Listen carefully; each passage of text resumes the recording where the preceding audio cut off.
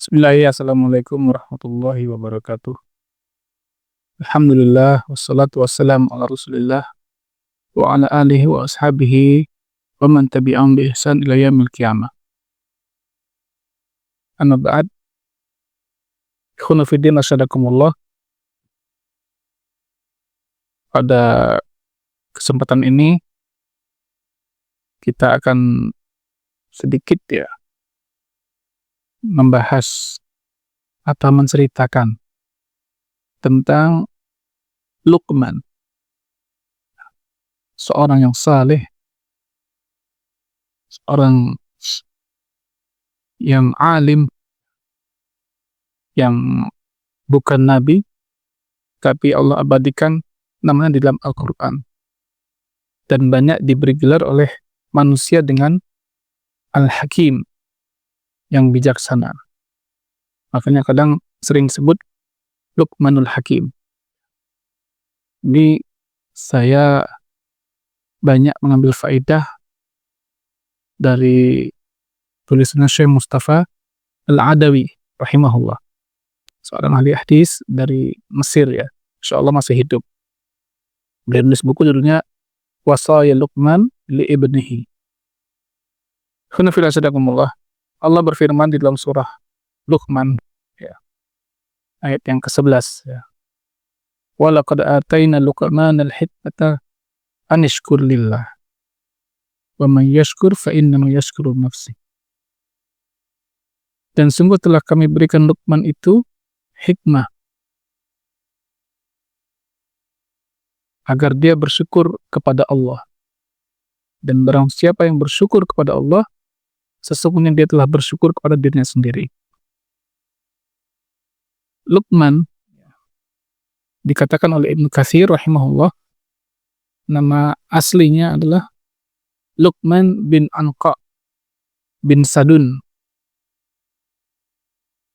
Dan nama anak Luqman yang nanti akan menjadi tema dari ayat ini, surat ini kan ini kan menceritakan tentang nasihat Luqman sama anak laki-lakinya. Anaknya namanya Sharon. Ini diceritakan oleh Imam As-Suhaili rahimahullah. Anak Luqman ini namanya Sharon. Luqman, ada yang berpendapat mengatakan dia ini kana khayyatan, seorang tukang jahit. Ada yang mengatakan kana najjaran, dia tukang kayu. Ada yang mengatakan kila ra'iyan, pengembala kambing. Ada juga yang mengatakan dia adalah seorang qadhi, seorang hakim. Wallahu a'la wa a'lam. Allah yang lebih tahu tentang masalah ini. Intinya dia bukan seorang nabi. Dia orang Habasyah atau Afrika. Ada yang mengatakan dari Sudan. Kemudian dia juga bukan seorang nabi kita katakan di awal tadi Jumhur ulama mengatakan seperti itu. Imam Qurtubi, Katsir, dan lain-lainnya.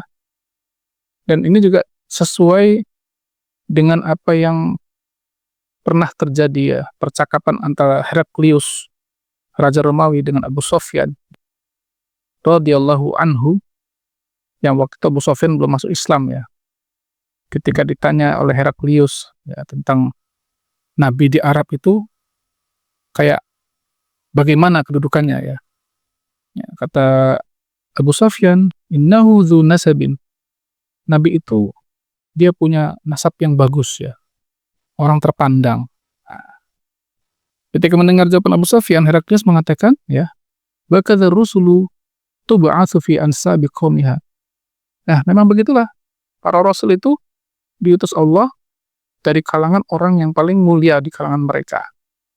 Jadi kalau ada yang berpendapat Luqman ini seorang nabi, kayaknya kurang tepat karena beliau istilahnya orang yang biasa gitu loh. Nasabnya biasa. Tadi ada yang mengatakan tukang kayu, ada yang mengatakan dia pengembala kambing dan lain-lainnya. Nah, menariknya di ayat ini kan tema sentralnya adalah dialog Luqman sama anaknya, anak laki-lakinya. Yang mana kita di zaman sekarang ini ya, para bapak sekalian, itu kan zaman di mana seakan-akan hubungan bapak dan anak-anaknya itu seperti ada sekat, seperti ada dinding yang tinggi memisahkan mereka. Nah, dan ini sebenarnya sudah mulai dirasakan sejak 10-15 tahun yang lalu. Hampir di seluruh dunia itu menjadi apa istilahnya, jadi tema sentral gitu ya. Apalagi di barat ya. Di barat itu kan sampai kata Syekh Amr Khalid ya, dalam buku beliau Al-Jannatu fi Baitika ya. Kalau nggak salah diterjemahkan Pustaka Aqwam itu, ada surga di rumahmu. Di barat itu, bapak itu udah nggak bisa ngomong sama anaknya kalau udah umur 10 tahun gitu ya. Semakin nggak berkutik kalau anaknya sudah SMP, ya kan. Dianggapnya sudah punya privasi sendiri gitu. Ya, kita terlalu banyak sibuk dengan pekerjaan-pekerjaan kita dari pagi sampai sore, ya kan. Malamnya kita juga kadang-kadang sibuk kan, ada yang mau olahraga, ada yang pengajian dan sebagainya. Jadi interaksi kita dengan anak kita itu sepertinya sangat sedikit sekali, ya. Nah, ada cerita menarik yang diceritakan oleh Ustadz Fauzil Azim ya, seorang pakar pendidikan anak dari Jogja ya. Saya baca di majalah Hidayatullah ya, zaman dulu ya, mungkin sekitar 15-18 tahun yang lalu. Ustadz Fauzil Azim tuh pernah menceritakan bahwa Jackie Chan ya, kita mungkin tahu Pak ya Jackie Chan ya, seorang aktor film dari Hong Kong gitu ya. Itu suatu hari itu dia kok terbetik keinginan ingin jemput anaknya yang sekolah di SD. Ya, Jackie Chan ini kan orang super sibuk ya, karena dia seorang aktor.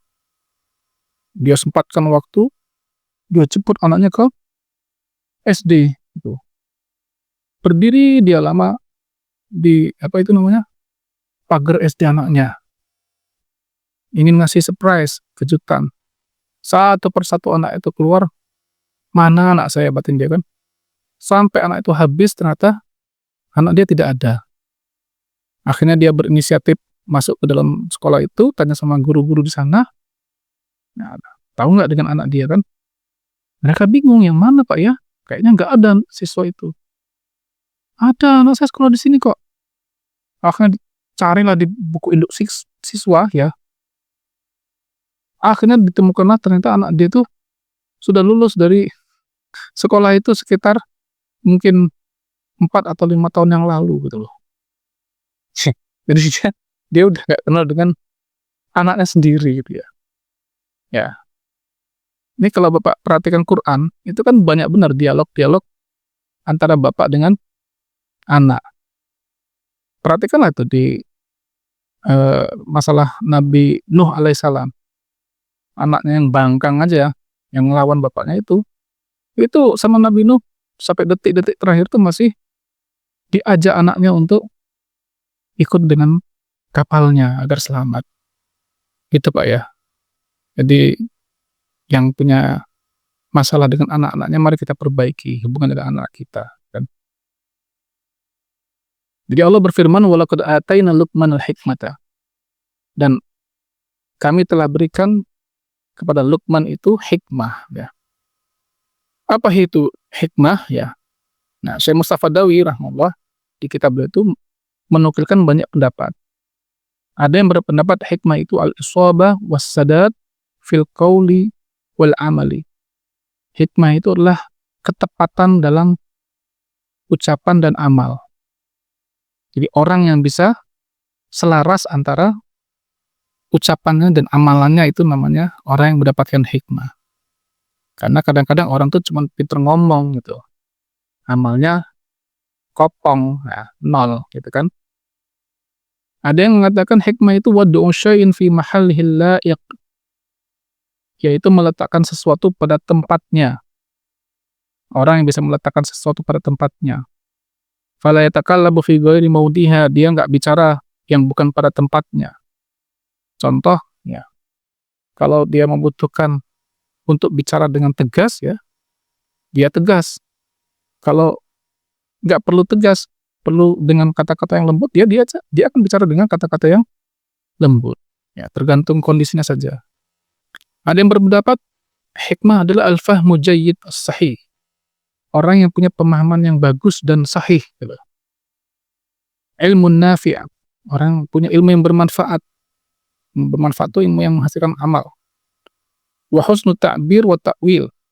Dan juga orang bisa menyampaikan lagi dengan baik. Ya.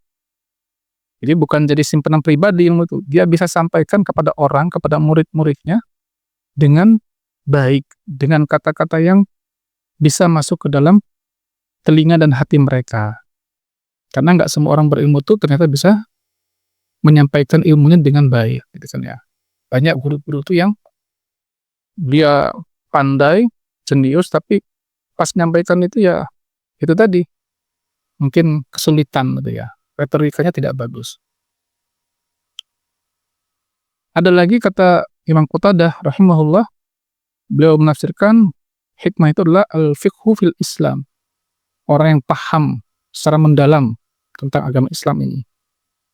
Ya. Ada yang berpendapat hikmah itu adalah as-shawabu fil mu'taqid wal fiqhi fid din wal aqli, orang memiliki ya pemahaman yang benar dalam akidahnya, ya, dalam fikihnya, wal akli, dan juga memiliki akal yang benar.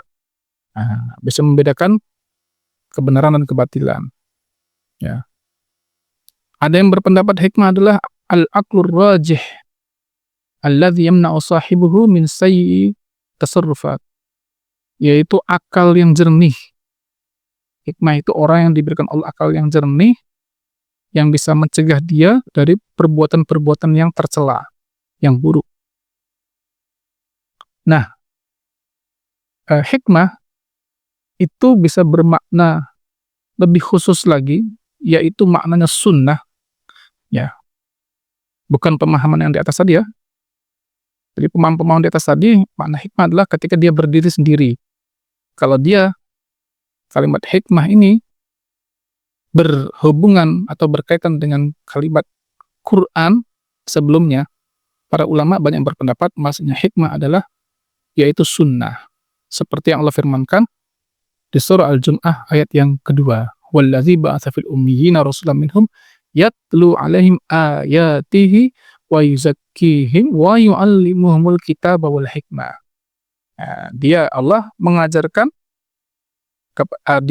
Rasul itu dengan mengajarkan kepada kaumnya, yaitu kitab, kitab maksud Al-Quran, wal hikmah, dan juga hikmah. Hikmah di sini adalah maksudnya sunnah, karena ini adalah menjelaskan tentang Nabi Muhammad SAW. Ya. Nah, apa fadilah hikmah ya, yang Allah berikan kepada hambanya?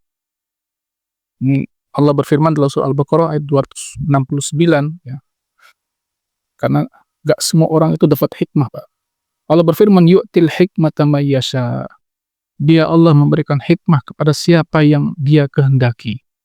Tuh, Allah tuh memberikan hikmah, ya, yaitu apa tadi?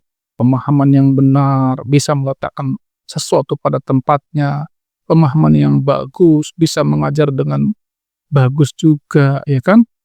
Pemahamannya dalam, akalnya jernih. Ya.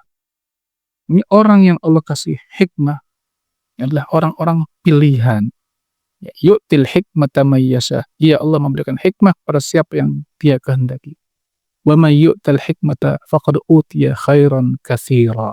Dan barang siapa yang Allah berikan hikmah kepada dirinya, sungguh dia telah mendapatkan kebaikan yang sangat banyak dari Allah Subhanahu wa taala. Mudah-mudahan Allah Subhanahu wa taala memberikan kita hikmah juga, Pak, ya, dalam kehidupan kita. Allahumma inna nas'alukal hikmata min indika. Ya Allah, kami minta kepadamu hikmah dari sisimu. Mudah-mudahan sedikit bermanfaat bagi saya dan ikhwan sekalian. Lebih kurang mohon maaf. Barakallahu fikum. Assalamualaikum warahmatullahi wabarakatuh.